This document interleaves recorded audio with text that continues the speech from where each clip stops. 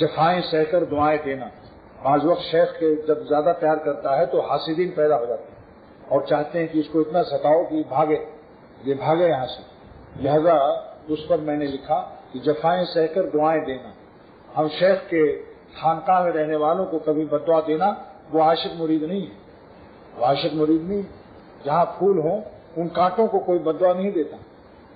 جن کانٹوں کے ذریعے سے گزر کر پھول مل جائے وہ کانٹے جو ہیں وہ ان کو بددعا نہیں دینا چاہیے. وہ کانٹے جو ہیں محافظ ہیں اس پھول کے. وہ کانٹے جو ہیں محافظ ہیں, پاسبانی کرتے ہیں. تو میرے شیخ صاحب رواح صاحب دامت برکاتہ نے فرمایا کہ اگر دودھ پینا ہے تو بھینس کی گوبر اور پیشاب کو بھی صفائی کرنی پڑے گی. اگر بھینس کا دودھ لینا ہے, اگر پھولوں سے دوستی کرنی ہے تو کانٹے برداشت کرنی ہے. اگر اللہ والوں کے یہاں رہنا ہے تو کچھ نہ کچھ تو مصیبت آئے گی, بلائیں آئیں گی, کچھ غم آئے گا. لہذا اس پر میں نے یہ شعر کہا تھا, جفائیں سہ کر دعائیں دینا یہی تھا مجبور دل کا شیوا. مجبور دل کیوں تھا کہ شیخ کو چھوڑ بھی نہیں سکتے. جب محبت ہو جاتی ہے تو محبوب کو چھوڑنا بھی مشکل, بھاگنا بھی مشکل, اور جفائیں سہ کر دعائیں دینا بس یہی تھا مجبور دل کا شیوا. اور 1-2 دن کا نہیں, 15 سال اس طرح سے اختر نے گزارے. زمانہ گزرا تمہارے در پر.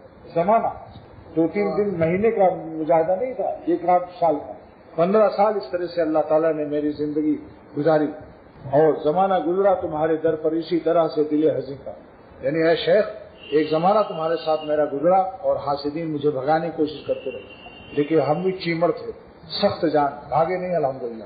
میں نے کہا کہ میں سارے گناہ مجھے جتنے گناہ دنیا میں ہیں ان سب سے گناہوں سے بڑا گناہ مجھے کسی اللہ والے کے ساتھ بے وفائی معلوم ہوتی ہے. دنیا میں جتنے بھی گناہ ہیں سب سے بڑا گناہ کسی اللہ والے سے بے وفائی. کی ساری زندگی تو حضرت کے ساتھ گزرتی ہے.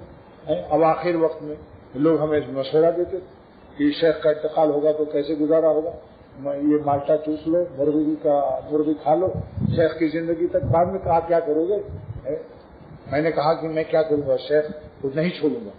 زیادہ سے زیادہ شیخ کے بعد مجھے فاقہ ہوگا, ہم فاقہ کریں گے. بھولے ہوئے نقشہ جوشاندہ لے کر بیٹھ جاؤں گا. حکیم ہوں تو 2 روپئے کا تو ایک جوشاندہ اگر بک گیا دن بھر میں تو 2 روپئے کا چنا لوں گا, تو پانی میں پکا کے اس کو نمک مرچا ڈال کے چنا میں بھی کھاؤں گا, میرے بچے بھی کھا لیں گے. پھر شیطان نے کہا اچھا اور اگر کپڑا نہ ملا تو میں نے کہا کہ لنگی تو پہن لوں گا, ناف سے گھٹنے تک چھپانا فرض ہے. اگر کپڑے پھٹ گئے تو میں اتنے ہی ناف سے گھٹنے تک کی لنگی باندھ کر نماز ادا کروں گا. میں نے شیطان کو جواب دیا کہ اگر کرتا نہ رہا تو بغیر ٹوپی کی نماز ہو جاتی ہے, کرتے کے بغیر ہو جاتی ہے. چھپانا کتنا فرض بتاؤ, ناف سے گھٹنے تک. پھر اس نے کہا اچھا چپل اور جوتے نہیں ملیں گے. میں نے کہا مجھے اس کی پرواہ نہیں, 12 آنے کی لکڑی کی کھٹپٹی ملتی ہے. اگر اس نے کہا اگر وہ کھٹپٹی بھی ٹوٹ گئی تو میں نے کہا میں ننگے پیر رہوں گا, وضو خانے میں جا کر پیر دھو کر نماز ادا کر لوں گا. پھر شیطان بھاگا میری جوابات سے. اس وقت دیکھو یہ شعر, جفائیں سہ کر دعائیں دینا یہی تھا مجبور دل کا شیوا. زمانہ گزرا تمہارے در پر اسی طرح سے دل حزین کا.